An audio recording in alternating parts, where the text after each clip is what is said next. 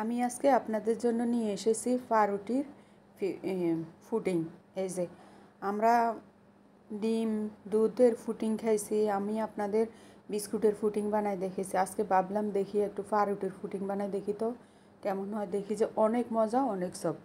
চলুন তাহলে পুরো রেসিপিটা দেখে নিই। আমি এখানে 3 পিস পাউরুটি নিয়ে কাঁচার এই যে লাল ইয়েগুলো আমি কেচি দিয়ে কেটে ফেলে দিব।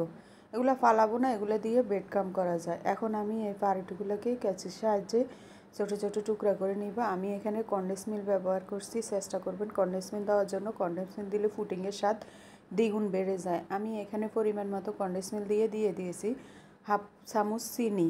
আপনারা যখন কনডেন্স মিল্ক দিবেন তখন এখানে চিনির পরিমাণটা কমাই দিবেন। আর এখানে দিয়ে দিয়েছি 4টা ডিম।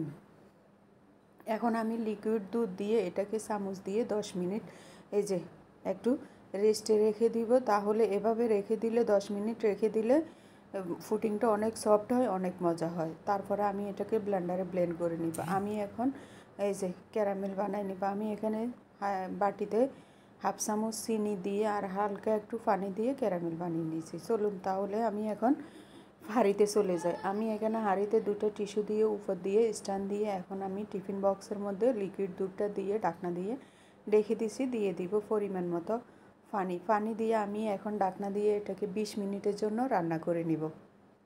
এই যে ঢাকনার যে ছিদ্রটা ছিল আমি এই ছিদ্রটাও একটা টিস্যু দিয়ে বন্ধ করে দিয়েছি। জাস্ট 20 মিনিট লাগবে আমার এই ফুডিংটা হইতে।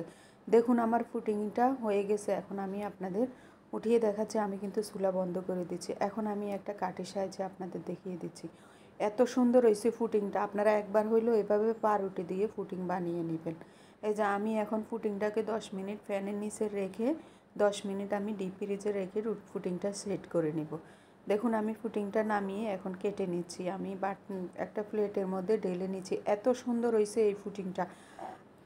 একবার হলেও ট্রাই করবেন, বাচ্চাদের বানায় খাওয়াইবেন, অনেক মজা। আর আপনারা কে কোথায় থেকে আমার ভিডিওটি দেখেন কমেন্ট করে জানাবেন। ফেসবুক থাকলে ফলো দিয়ে দিবেন, ইউটিউবে থাকলে সাবস্ক্রাইব করে দিবেন। অনেক মজা এই ফুডিং, অনেক মজা। আপনারা একবার বানাই খাবেন। আসসালামু আলাইকুম।